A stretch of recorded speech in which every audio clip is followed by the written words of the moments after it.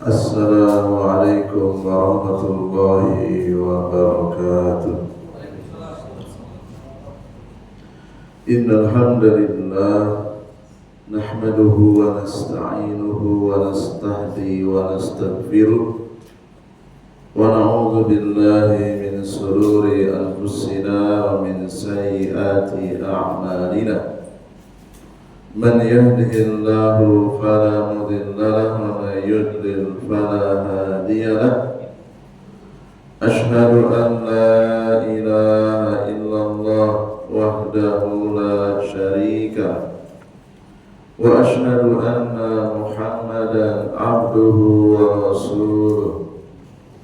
Ya ayyuhalladzina amanu taqullaha haqqa tuqatih wa la tamutunna illa wa antum muslimun.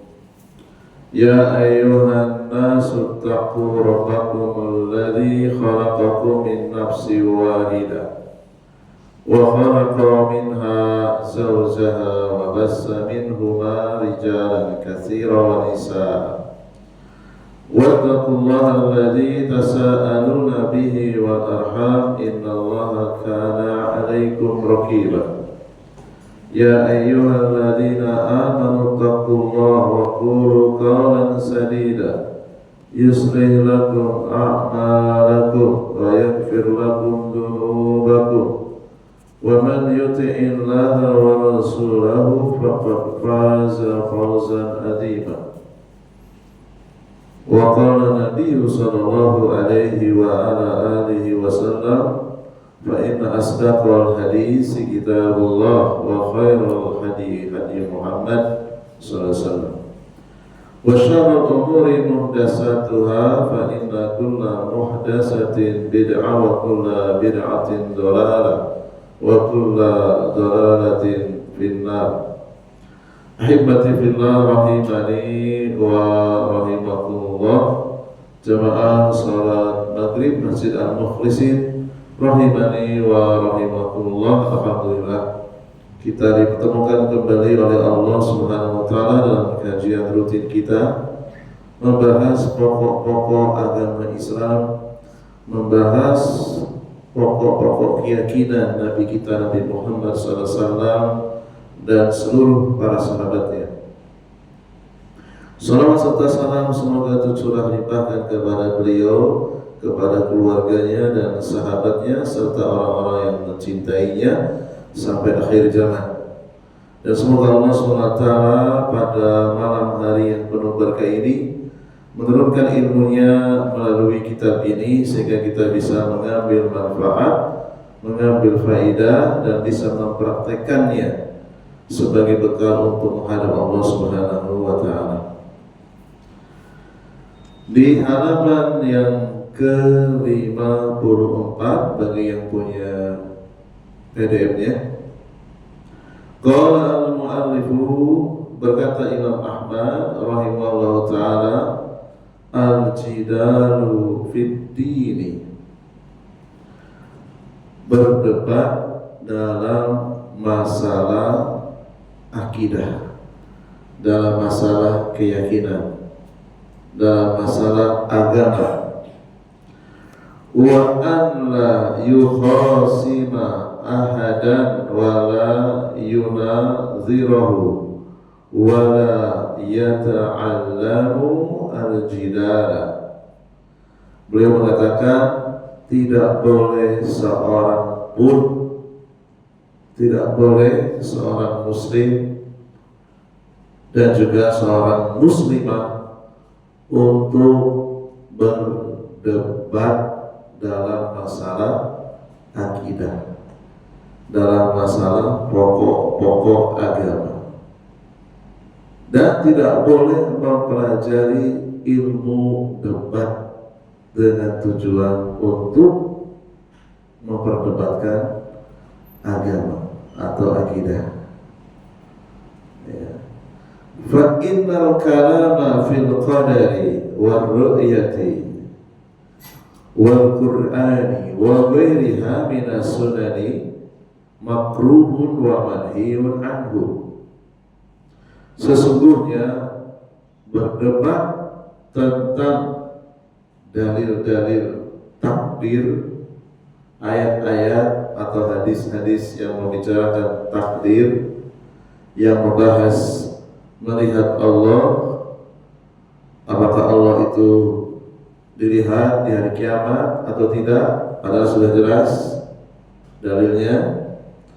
Wal Quran, memperdebatkan Al-Quran dan perkara lainnya dari pokok-pokok agama, dari ajaran-ajaran Nabi SAW, hukumnya makruhun wa manhiyun anhu, hukumnya terlarang alias haram, ya.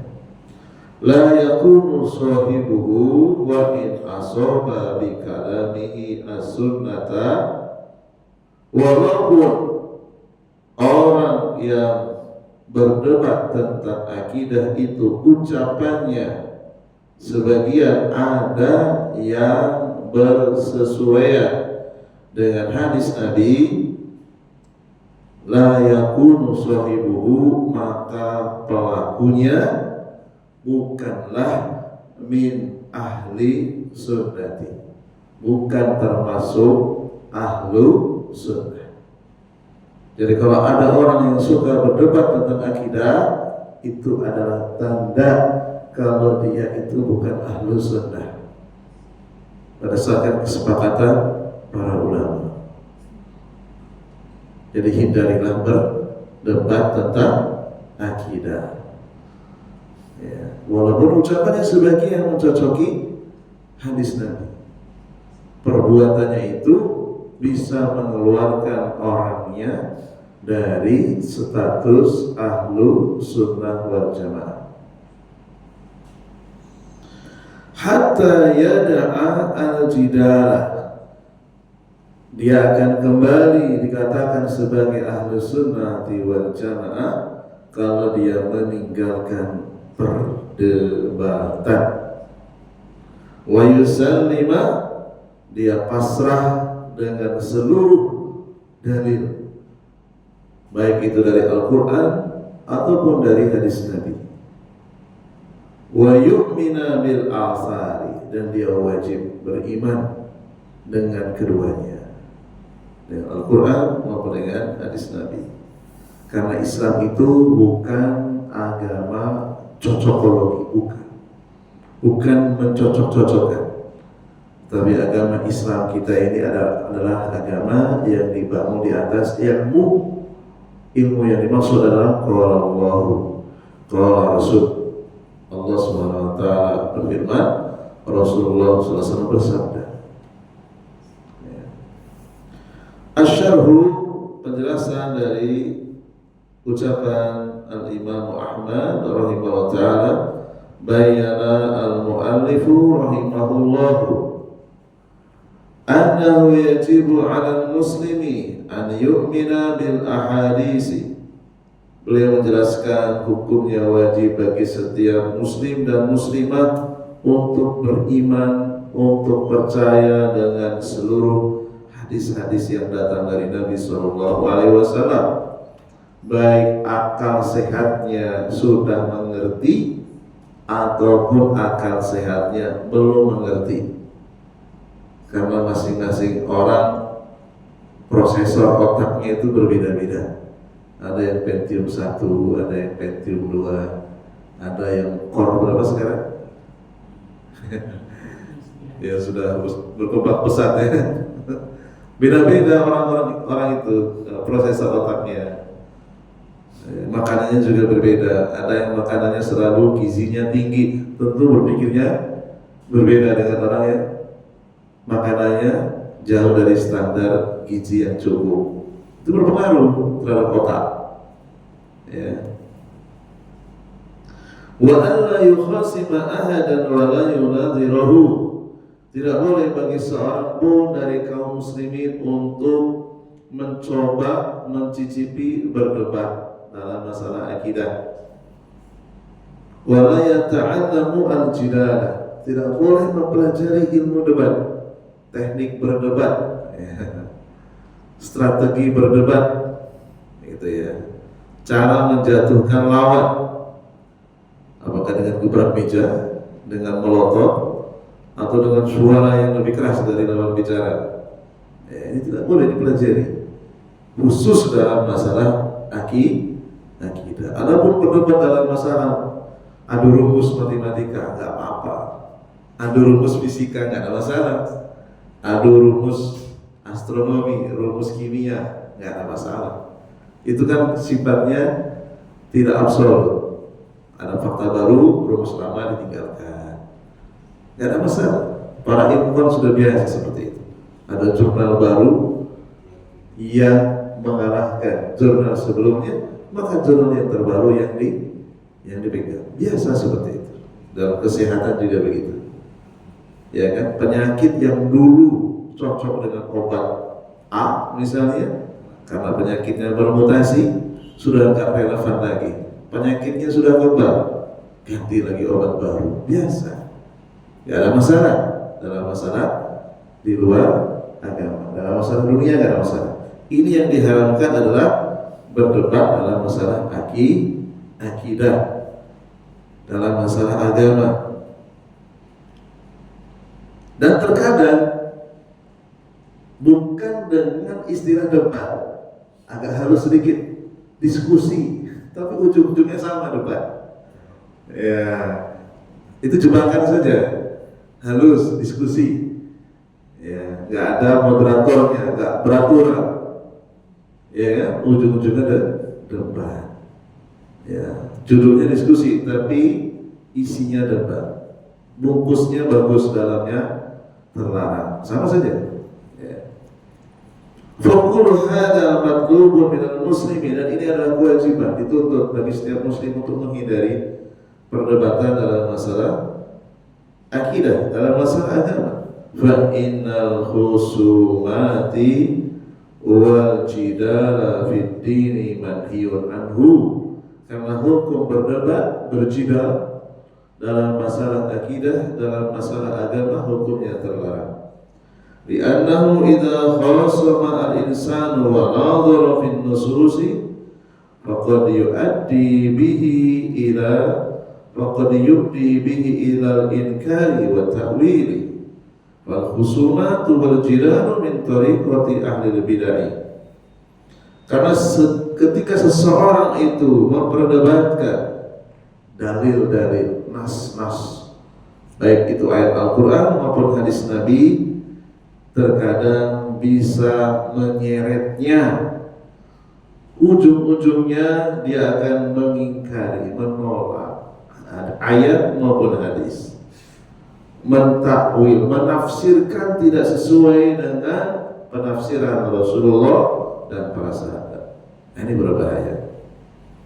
Ya. Dan berdebat dalam masalah keyakinan, dalam masalah akidah, ini adalah thariqah ahlul bid'ah, jalannya orang-orang ahli bid'ah, ahli kesesatan, bukan ahli sunnah wal jamaah. Wa fil hadis, disebutkan dalam hadis yang sahih, dikeluarkan al-Imam Bukhari dengan nomor 2457 dan Imam Muslim nomor 2668. Rasulullah SAW bersabda, Inna Allah, sesungguhnya Allah begitu membenci al-aladdah al-khasimah, membenci debat dalam masalah akidah, dalam masalah agama, ya, dalam masalah keyakinan. Wa qala ta'ala fi dhammihim, bahkan Allah memberikan celaan langsung melalui Al-Quran. Az-Zukhruf ayat 58.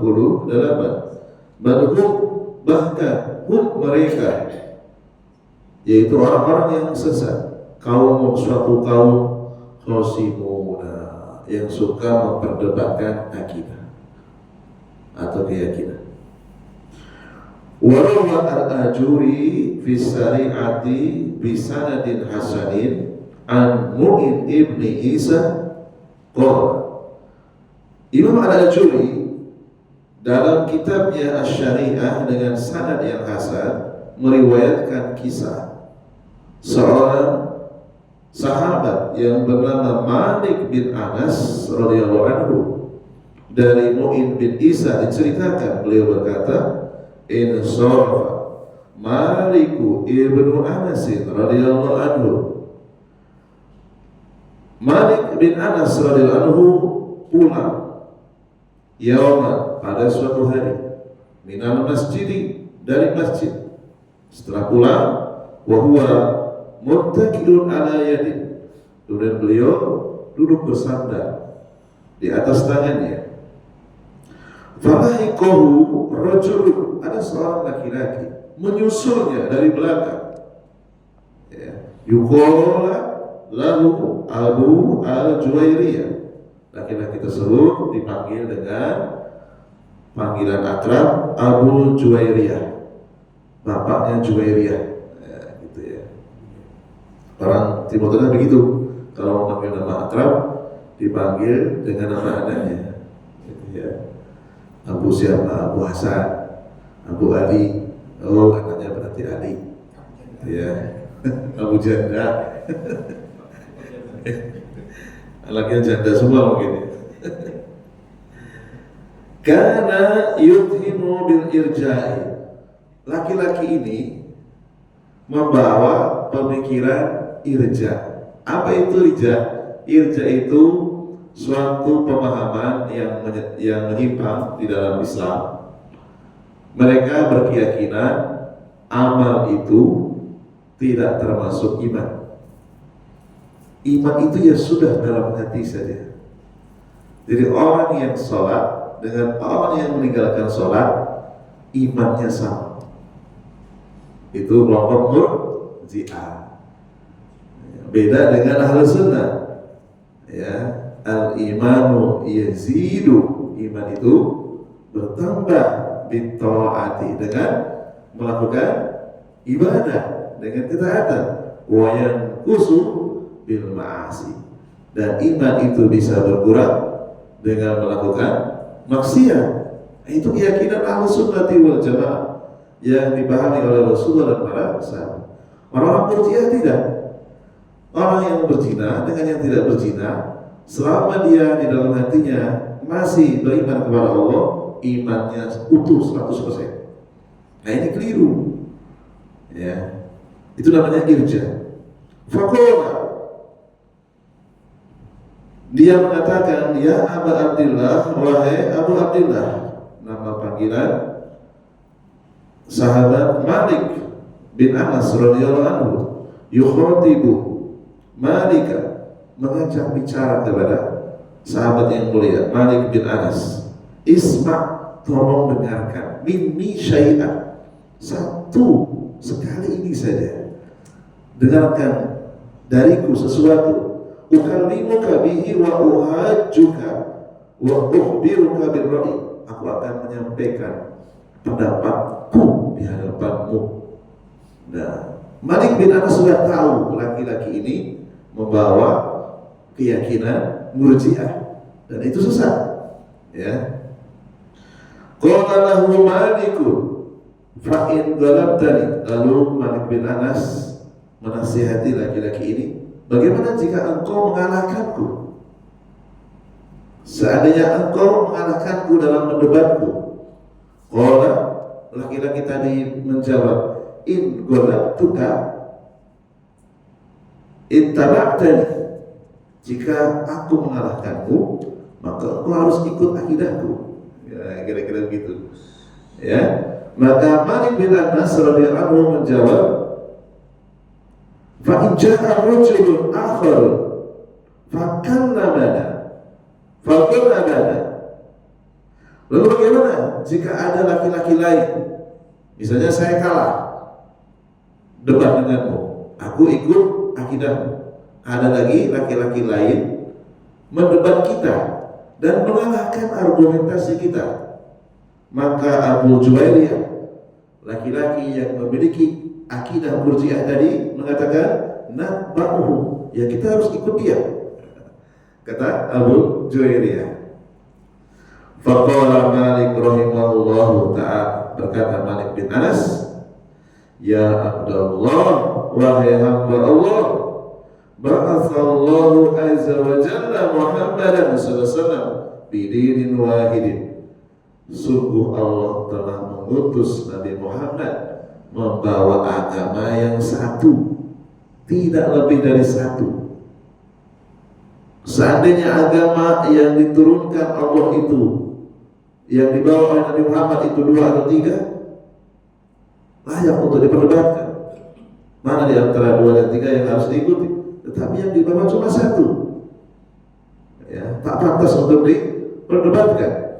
Wa araka tantakilu min dinin ila dinin, dan aku melihatmu adalah orang yang gampang berpindah dari satu agama kepada agama yang lain, dari satu akidah kepada akidah yang lain. Qala Amr bin Abdul Aziz, qala Umar ibn Abdul Aziz, berkata Umar bin Abdul Aziz. Siapa ini? Cucunya Umar bin Khattab radhiyallahu anhu. Man ja'ala dinahu gharradan lil khusumati aktsaru at-tanakuli. Barang siapa yang menjadikan akidahnya, menjadikan agamanya sebagai taruhan dalam perdebatan, maka dia akan lebih besar peluangnya untuk pindah agama, pindah keyakinan. Ya, karena kalau kalah dia akan ikut dengan lawannya. Dan itu terbukti jamaah sekalian rahimani wa rahimakumullah. Saya punya tetangga dari gang rumah saya itu sekitar kurang lebih 3 gang. Dulunya dia seorang ahlu sunnah, karena dia tidak paham usul sunnah, tidak paham pokok-pokok agama, larangan untuk berdebat dengan orang yang belum diketahui akidahnya.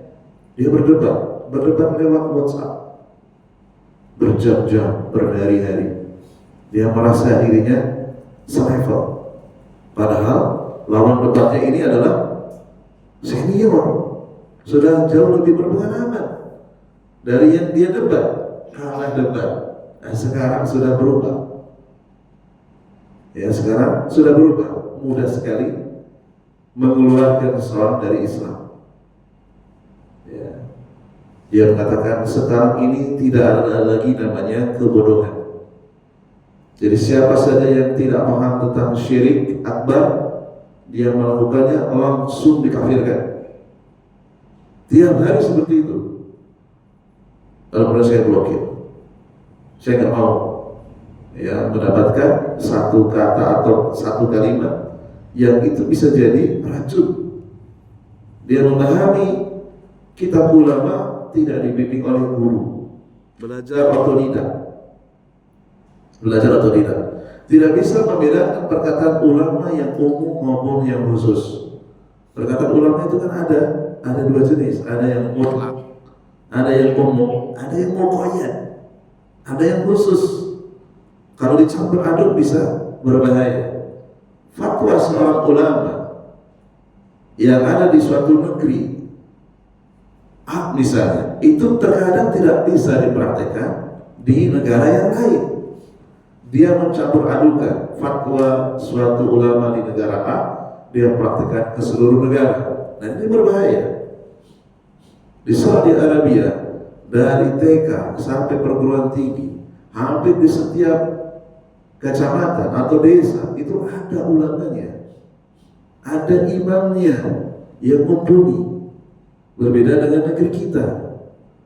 Kalau kita mau ngecek saja di data statistik, berapa banyak orang yang belum bisa baca Al-Quran? Banyak atau sedikit? Banyak. Bagaimana mungkin disamakan fatwa seorang ulama dari Saudi Arabia diterapkan di Indonesia? Gak bisa. Banyak sekali orang yang tidak paham Al-Quran. Bagaimana mungkin kita langsung kafirkan? Harusnya kita dakwahi dulu. Bukan yang pertama kita kafirkan dulu. Ini enggak. Disamaratakan.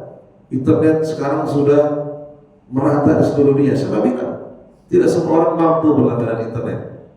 Ya kan? Tidak semua orang mampu. Tidak semua orang mampu yang memahami Al-Quran. Baca aja enggak bisa. Bagaimana mungkin disamakan Dengan Saudi Arabia jauh berbeda. Ya, baina sama wa sumur, antara langit dan sumur, jauh sekali. Ya, di sana imam masjid itu minimal doktor. Ya sebenarnya doktor Al-Quran. Di kita, ya mohon maaf, tidak semua masjid itu imamnya bacaannya benar. Ya karena keterbatasan. Ya, jadi kawan saya itu berubah sekarang gara-gara berdebat dengan orang yang jauh lebih senior usia dan ilmunya, tetapi berpemahaman takfiri, yaitu mengambil pemahaman Ahmad Umar Al-Hazimi yang pulang dari Tunisia lalu kemudian ditangkap oleh polisi Saudi Arabia karena mengajak pemuda Tunisia bergabung dengan ISIS. Ada itu beritanya, di vonis 18 tahun penjara. Ahmad Umar Al-Hazimi, saya baca di websitenya itu, berita dari Timur Tengah. Banyak orang yang nggak tahu. Alhamdulillah saya diberi kemampuan untuk bisa memahami berita-berita yang ada dari Timur Tengah. Itu mengerikan sekali. Ya. Wa an Salami ibni Abi al-Muti'i, dari Salam bin Abil Muti, beliau mengatakan anna rajulan min ashabil ahwa'i, yakni min ahli bid'ah, qala li Ayyuba asy-Syihtiyani, ada seorang laki-laki dari kelompok ahli bid'ah berkata kepada seorang ulama salafus saleh, Ayyub asy-Syihtiyani, ya Abu Bakrin, wahai Abu Bakrin, nama panggilan Ayyub asy-Syihtiyani, as'aluka an kalimatin minal bid'ah yaqulu li Ayyuba asrafaha li, izinkan aku mengatakan satu kalimat. Ya, kalimat ini kalimat yang mengandung racun. Ayyub asy-Syihtiyani tahu laki-laki ini laki-laki dari kalangan ahli bidah akan mengatakan kepada seorang ulama Ayyub asy-Syihtiyani, lalu kemudian asrafahali, ya beliau menjauhi pemuda tadi. Fawalla Ayyub asy-Syihtiyani menjauh, wa ja'ala yushiru bi usbuhi wa nisfa kalimatin, beliau kemudian menutup kedua telinganya dengan telunjuknya, tidak mau mendengar satu kalimat pun karena khawatir kalimat itu adalah racun yang bisa mempengaruhi akidah, bisa mempengaruhi keyakinan.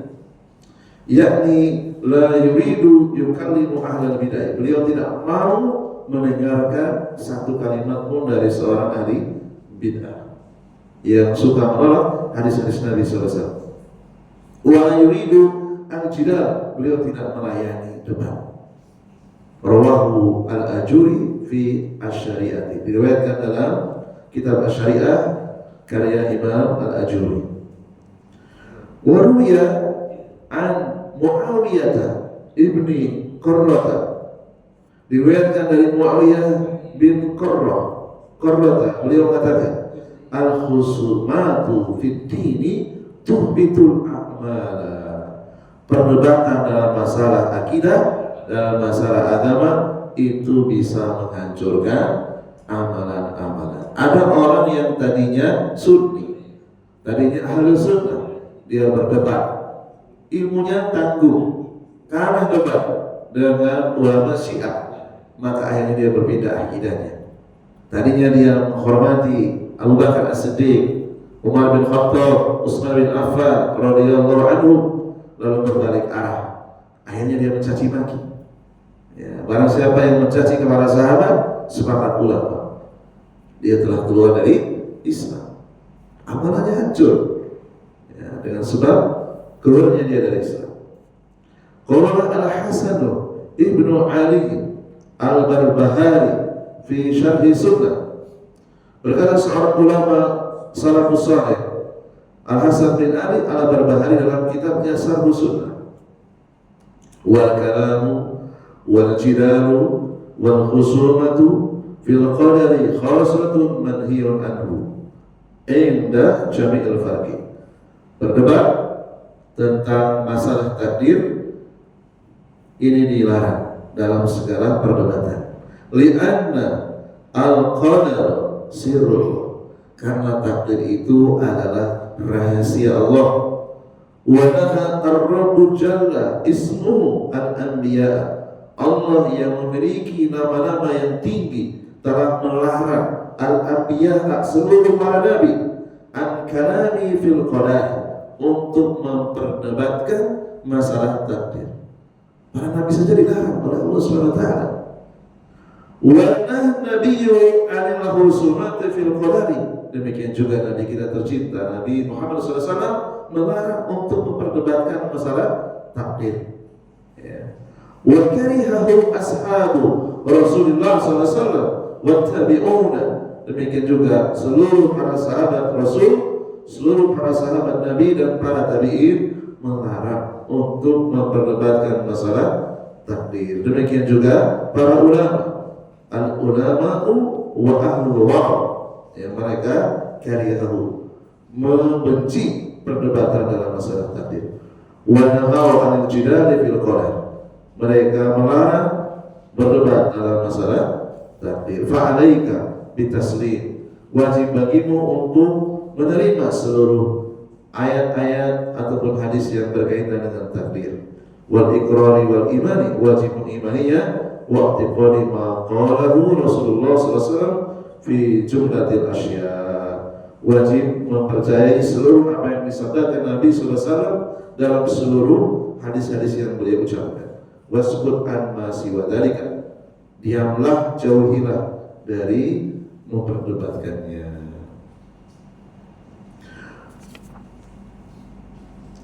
Qala al-mu'allifi rahimahullah ta'ala, fa innal kalama fil qadari wal ru'yati wal qur'ani. Perkataan penulis Al-Imam Ahmad rahimahullah ta'ala memperdebatkan masalah takdir, melihat Allah, dan memperdebatkan Al-Quran wa ghairiha minas sunani makruhun wa manhiyun anhu, hukumnya terlarang. Anna kalam al-insani fil qadari wa su'alihi anhu wa i'tiradihi 'ala Allah wa qaluhu lima fa'ala kada wa su'aluhu an kayfiyatil sifati wa ta'wilun nususiha wa inkariha bi hujjati tajjid. Seandainya ada seorang muslim memperdebatkan masalah takdir, mempertanyakan takdir, kemudian menolak apa yang sudah Allah tetapkan, misalnya dia mengucapkan lima fa'ala kada, kenapa Allah mentakdirkan A, kenapa Allah mentakdirkan B, kemudian dia mempertanyakan kaifiyah, hakikat sifat-sifat Allah, kemudian menafsirkan dalil-dalil tentang sifat-sifat Allah tidak sesuai dengan tafsiran Rasulullah dan sahabat, mengingkarinya dengan alasan tanjih, mengingkari sifat-sifat Allah dengan alasan ingin mensucikan Allah, ini enggak benar. Walaupun niatnya benar, tetapi dengan mengingkari sifat-sifat Allah tetap hukumnya terlarang. Karena yaf'aluhu al-mutakallimuna, sebagaimana yang dilakukan oleh ahli filsafat, orang yang menomorsatukan akal atau logika daripada wahyu. Wa kadzalika al-jidalu fil Qur'an wa ghairuha minas sunani makruhun wa manhiyun anhu. Demikian juga orang-orang yang memperdebatkan status Al-Qur'an itu kalamullah, ucapan Allah atau makhluk, maka hal yang seperti ini hukumnya haram, hukumnya terlarang. Sehingga beliau mengatakan la yakunu sahibuhu wa in asaba bi kalamihi sunnatan min ahli sunnah. Orang yang menceburkan diri debat dalam masalah akidah, walaupun sebagian ucapannya sesuai dengan hadis Nabi, maka dia keluar dari ahlu sunnah. Karena itu penyakit, ya, penyakit hati. Ya. Ai la yakunu sahibuhu, dia bukan bagian dari ahlu sunnah hatta walau asaba sunnah tadi kalam, walaupun ucapannya sebagian bersesuaian dengan sunnah. Min ahli sunnati, la yakunu sahibuhu min ahli sunnati, maka dia bukan ahli sunnah. Hatta yada'a al-jidala wa yu'mina bil athari, sampai dia bertobat, meninggalkan perdebatan dalam masalah akidah. Cukup dia beriman dengan athar. Wal maqsudu bil athar, apa itu athar? Athar itu adalah kalamu Rasulullah, seluruh ucapan Nabi sallallahu alaihi wasallam. Wa kadzalika atharu sahabati wat tabi'in. Demikian juga ijma' para sahabat dan para tabi'in. Itu adalah athar. Kita wajib berpegang teguh dengan athar. Ya. Masih ada waktu? Berapa menit lagi? Oh, masih lama ya. Atau mungkin ada yang bertanya? Oh, tidak ada, sekarang lanjutkan sedikit lagi. Lanjutkan ya. Qala al-Baghawi rahimahullah ta'ala fi Sahih Sunnah. Berkata Imam Al-Baghawi dalam kitabnya Sahih Sunnah, ittafaqa ulama'u salaf min ahli sunnati ala nahyi anil jidal wal husumati fi sifat. Para ulama terdahulu yang soleh dari kalangan ahli sunnah sepakat hukumnya haram berdebat tentang sifat-sifat Allah. Jadi kalau ada orang yang mengajak debat tentang sifat Allah, jauhi. Walaupun asalnya dia mengatakan diskusi. Kalau kita sudah tahu karakternya dia sudah suka mendebat, hentikan. Ya, tidak usah. Ganti omongan yang lain. Wa ala jajri, mereka sepakat untuk mencegah anil khawdi, untuk menceburkan fi ilmil kalam, dalam ilmu debat. Wa ta'annumihi, mereka sepakat mencegah, ya, melarang untuk mempelajari ilmu debat dalam masalah akidah. Ya, bisa dicek dalam kitab Syarh Sunnah karya Imam Al-Baghawi. Demikian juga Al-Imam Abu Muhammad Al-Barbahari dalam kitabnya dengan judul kitab yang sama, Syarh Sunnah. Wa alam ketahuilah annaha lam takun jandaqatan wala kufra wala syukuka wala bid'ata wala dalalata wala khairata wala hayrata fid din illa min al-kalami wal jidali wal mira'i wal husumah. Ya. Ketahuilah sesungguhnya orang tersebut akan bisa menjadi munafik, menjadi kufur, menjadi pelaku kebid'ahan dan kesesatan. Dia akan kebingungan, ya, dalam akidah kalau dia menceburkan diri kepada perdebatan dalam masalah agama. Wal ajabu kaifa yajtari'u ar-rajulu ila al-mira'i wal khusumati wal jidali wallahu yaqulu, dan sangat heran, sangat aneh kalau ada orang yang mencoba-coba nekat untuk melakukan perdebatan dalam masalah akidah, sementara Allah SWT mengabarkan dalam kitabnya surat Ghafir ayat yang keempat, ma yujadilu fi ayatillahi innal ladzina kafaru, tidaklah orang-orang yang suka, yang hobi memperdebatkan ayat-ayat Allah, melainkan mereka adalah orang-orang yang kafir.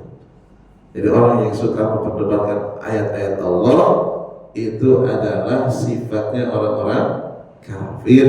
Allah sebutkan dalam surat Ghafir ayat yang ke-4, fa'alika bitaslimi waridha wabil athari wal kafi was sukuti, wajib bagimu untuk menerima, untuk ridha dengan seluruh ayat-ayat yang ada di dalam Al-Quran, baik dipahami dengan akal kita ataupun yang belum kita pahami.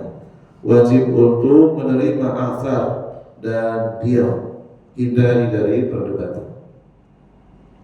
Berkata Syekhul Islam Ibnu Taimiyah mubinan, dengan sangat jelas, sababu dzammi salafi li ilmil kalam.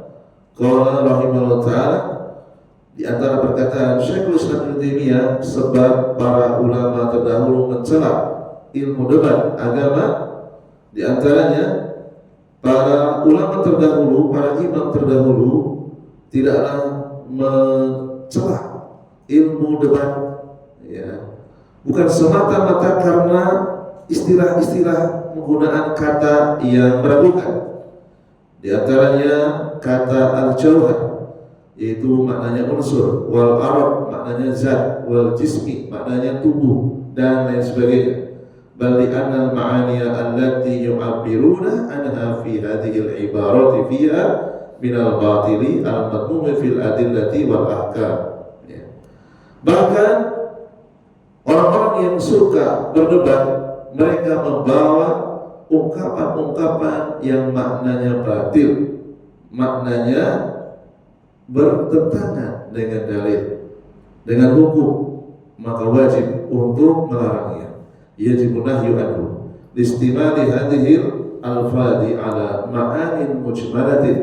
Mereka sering membawakan perkataan-perkataan bersayap.